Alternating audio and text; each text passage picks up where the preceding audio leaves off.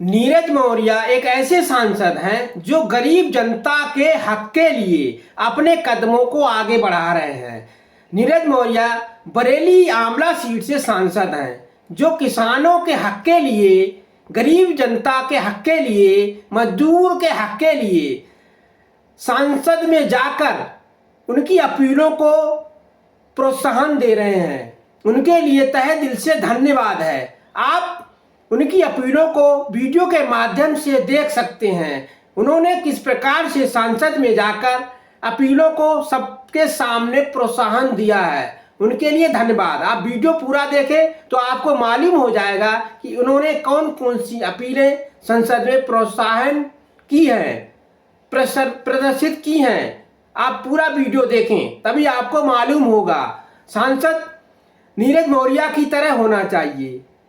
सांसद वही अच्छा होता है जो जनता के हक के लिए, जनता की सपोर्ट के लिए, गरीब जनता को आगे बढ़ाने के लिए, किसानों को आगे बढ़ाने के लिए अपने कदमों को आगे हमेशा बढ़ाता रहे। वही सांसद अच्छा होता है, ना कि वोट लेने के बाद गरीबों को भूल जाए, किसानों को भूल जाए। वो सांसद ठीक नहीं होता है। सांसद नीरज मौर्य जैसा होना चाहिए जो गरीबों को आगे बढ़ाने के लिए, किसानों को आगे बढ़ाने के लिए पूरा सपोर्ट कर रहे हैं। आप वीडियो में देख सकते हैं। धन्यवाद जी। माननीय सदस्य श्री नीरज मौर्य जी।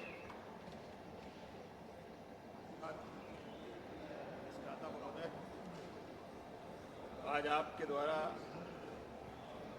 मुझे अनुपूरक मांगों और मणिपुर के बजट पे बोलने का जो अवसर दिया उसके लिए मैं आपका आभारी हूँ। धन्यवाद अधिष्ठाता महोदय।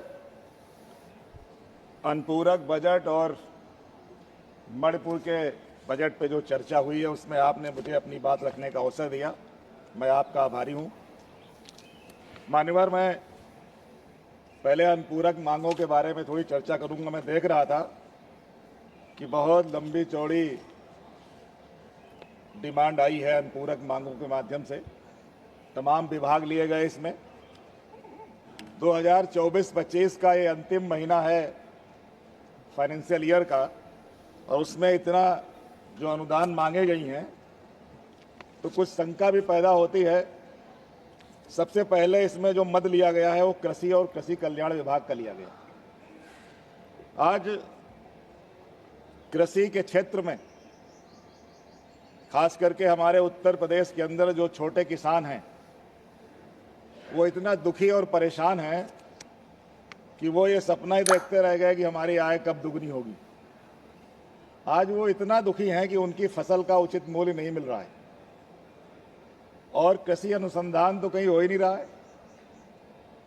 उल्टा जो किसान है वो गाय से परेशान है। गाय के प्रबंधन के लिए गौशाला बनाने की बात हुई थी लेकिन कुछ नहीं हुआ। माननीय प्रधानमंत्री जी ने भी घोषणा की थी कि हम इससे छुटकारा दिलाएंगे, लेकिन आज तक नहीं हुआ। पेंशन भी है इसमें मद में। पूरे देश के जो सरकारी कर्मचारी हैं लगातार वो पुरानी पेंशन स्कीम लागू करने की मांग कर रहे हैं। लगातार पुरानी पेंशन उनको बहाल की जाए इसकी मांग आ रही है। आंदोलन भी हो रहे हैं, लेकिन इसके बावजूद भी सरकार उसको लागू नहीं कर रही है। और जो सरकारी कर्मचारी हैं उनके बुढ़ापे का जो सहारा होती थी पेंशन, आज ये कहीं न कहीं जो सामाजिक सुरक्षा का संकट भी इससे पैदा हो रहा है। इसलिए जब पेंशन इसमें रखी गई है तो सरकार इस पर विचार करे कि हमको पुरानी पेंशन भी लागू करनी है। उर्वरक भी मद है इसमें। अभी जब गेहूं की बुवाई हो रही थी तो खाद की इतनी किल्लत थी कि खाद के लिए जब किसान जा रहा था लेने तो वहाँ खाद थी ही नहीं, लोगों को लाठियाँ मिल रही थी। मान्यवर, स्कूल शिक्षा एवं साक्षरता विभाग के बारे में भी इसमें बजट की मांग की गई है। उत्तर प्रदेश के अंदर लगभग 27,000 प्राइमरी स्कूलों को बंद करने की योजना सरकार ने बना लिया। ये बजट कहाँ ले जाएंगे जब स्कूल बंद करने की बात हो रही है। और स्वयं उत्तर प्रदेश के माननीय मुख्यमंत्री जी ने सदन में स्वीकार किया कि सरकारी स्कूलों में संसाधन नहीं है। बड़े बड़े लोग प्राइवेट स्कूलों में बच्चों को पढ़ा रहे हैं, लेकिन उन्होंने कहा कि सरकारी स्कूलों में संसाधन नहीं है और वहां पे गांव गरीब, पिछड़े, दलित, अल्पसंख्यक के बच्चे पढ़ने जा रहे हैं। तो मान्यवर, ये जो बजट जा रहा है, ये स्कूल की शिक्षा को सुधारने के लिए जा रहा है या स्कूल को बंद करने के लिए जा रहा है, इस पर भी विचार होना चाहिए। क्योंकि जब तक पीडीए के लोग पढ़ाई नहीं करेंगे, पिछड़े, दलित, अल्पसंख्यक, आधी आबादी, गांव का किसान, गरीब मजदूर का बच्चा पढ़ाई नहीं कर पाएगा, तब तक कैसे भारत विकसित होगा। अगर विकसित भारत बनाना है तो एक देश एक शिक्षा लागू करनी चाहिए।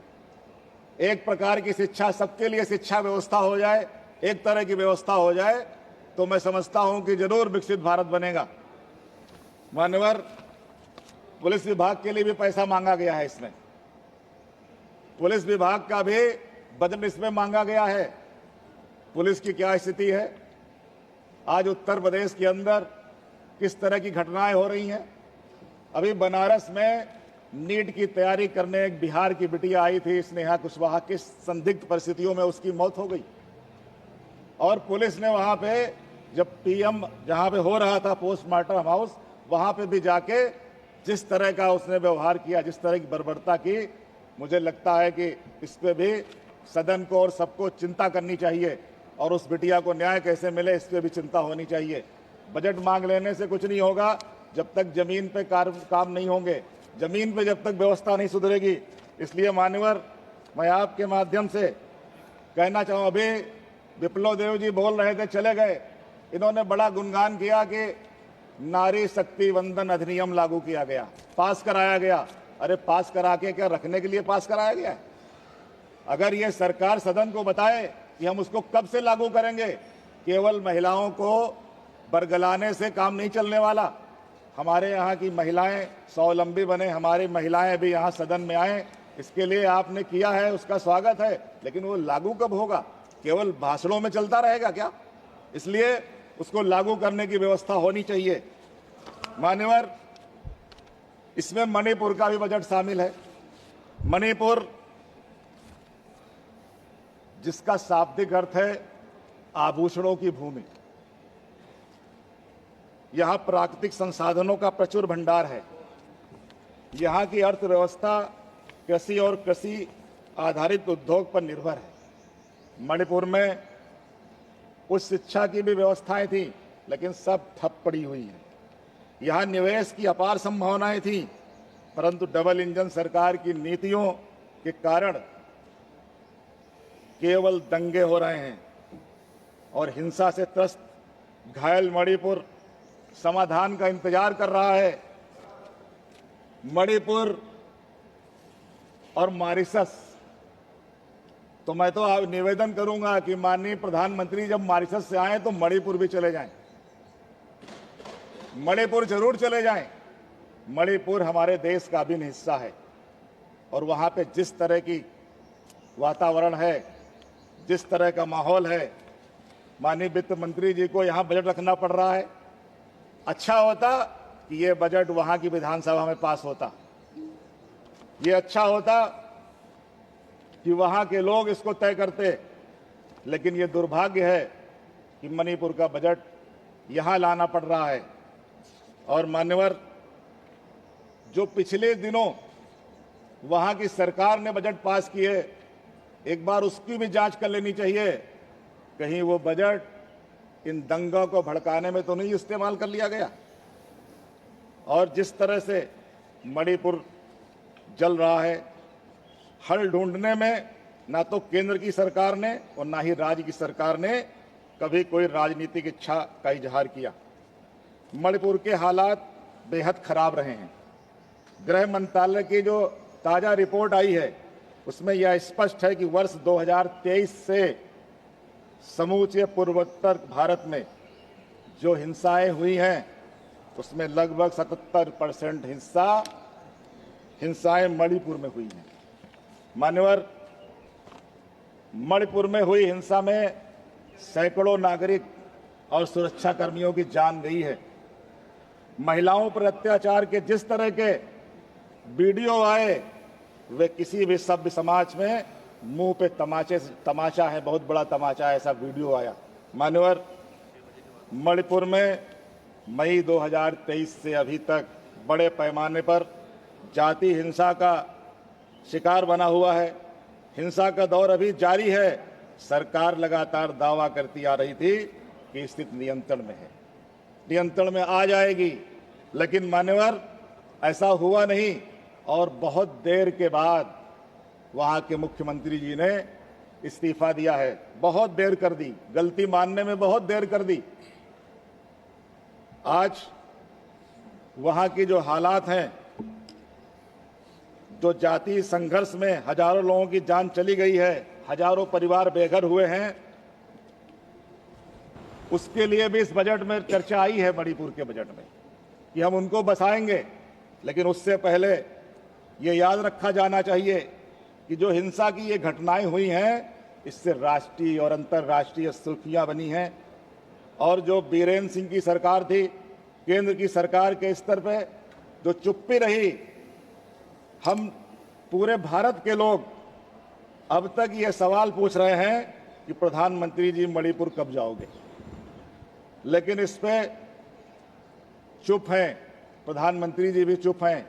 इसलिए गृह मंत्री जी, प्रधानमंत्री जी, राजधर्म का पालन करते हुए कुछ ऐसी व्यवस्था करिए कि मणिपुर शांति की तरफ चले। पूरा देश ये कहता है कि वो पूरी दुनिया की यात्रा करते हैं, लेकिन मणिपुर नहीं जाते। इस मामले में अंतर्राष्ट्रीय स्तर पर भी भारत की छवि धूमिल हुई है। अब जबकि वहां का समाज बुरी तरह से बंट गया है और समरसता दूर की कौड़ी हो गई है, सरकार ने वहां के लोगों से को भरोसे में लिए बगैर 2 फैसले लिए जो विवादित रहे। भारत म्यांमार सीमा पर बाड़ लगाना और मुक्त आवागमन व्यवस्था खत्म करना। इन फैसलों में का मणिपुर के कई आदिवासी संगठनों ने विरोध भी किया था। मैं बहुत ही विनम्रता के साथ आपको कहना चाहता हूं, एक बहुत संवेदनशील मुद्दे पर यहां चर्चा हो रही है। इससे पहले भी आप ही के चेयर ने कहा कि रूल के हिसाब से चर्चा होनी चाहिए। यहां रूल खंडित किया जा रहा है, हम लोग सुन रहे हैं। एक एक सेंटेंस जो बोला जा रहा है, हम शायद यहां समझ रहे हैं, नहीं समझ रहे हैं, मगर इसके कारण मणिपुर में स्थिति बिगड़ने की परिस्थिति आ सकती है। एक एक सेंटेंस का वैल्यू और महत्व है। आप सुनिए इस बात को, इसके संवेदनशीलता को बनाए रखा जाए, इसकी संवेदनशीलता और सेंसिटिविटी को हम सब रेस्पॉन्सिबल है। मणिपुर जितना हमारा है उतना आपका भी है। हम सब पार्लियामेंटेरियंस का ये दायित्व है कि वहां जान माल की हानि हमारे सेंटेंस के कारण ना हो। ठीक है। अरे भाई, माननीय सभापति जी, ठीक है संविदा, माननीय सभापति जी, आप कंटिन्यू कीजिए, लेकिन थोड़ा सा विषय को ध्यान में रखिए। डॉक्टर साहब, अगर इतनी चिंता पहले कर ले और वहां चले जाए एक बार, तो वहां व्यवस्था ठीक हो सकती है। अभी भी नहीं जा रहे हैं। मान्यवर, हमारे देश के सर्वोच्च न्यायालय ने वहां की स्थिति पर स्वतः संज्ञान लिया और निगरानी कमेटी बनाई है। मणिपुर कोई इतना बड़ा और जटिल राज्य नहीं है। वहां की स्थितियों से निपटना मुश्किल हो, विवाद भी एक भ्रम की वजह से पैदा हुआ है। अगर सरकार संजीदा होती तो दोनों समुदाय के लोगों को आमने सामने बिठाकर मसले का हल निकाल चुकी होती। ऑनरेबल मेंबर, आप थोड़ा कोई भी कल्याणकारी सरकार इस तरह पैदा हो गई। माननीय सदस्य, गृह युद्ध जैसे। एक मिनट, जो आज विषय है बजट, मणिपुर बजट, आप विषय के ऊपर, लॉ एंड ऑर्डर के ऊपर जा रहे हैं, विषय के ऊपर आइए। सर, ये जो बजट मिला है, बजट के ऊपर बोलिए। लॉ एंड ऑर्डर इसमें सब्जेक्ट है। ठीक है, आप बोलिए थोड़ा बजट में लॉ एंड ऑर्डर सब्जेक्ट है। ठीक है, माननीय, इसलिए मैं लॉ एंड ऑर्डर पे बोल रहा हूँ। ठीक है, बोलिए। मान्यवर, जो गृह युद्ध की जैसी स्थिति सांसद नीरज मौर्य ने इन बयानों को संसद में रखा। गरीब जनता के हक के लिए, किसान के हक के लिए उन्होंने संसद में जाकर जिन अपीलों को सबके सामने प्रोत्साहन दिया, आपको उनकी ये सब अपीलें अच्छी लग रही हो, किसानों के हक के लिए, गरीब जनता के हक के लिए वो आगे बढ़ रहे हैं, तो आपको उनको सपोर्ट करना चाहिए। आपको उनके कारनामे अच्छे लग रहे हो तो आप कमेंट करके बताएं कि वो अपने रास्ते पर सही चल रहे हैं या गलत चल रहे हैं। आप कमेंट करके अवश्य बताएं। जय हिंद, जय भारत। मेरा निवेदन है।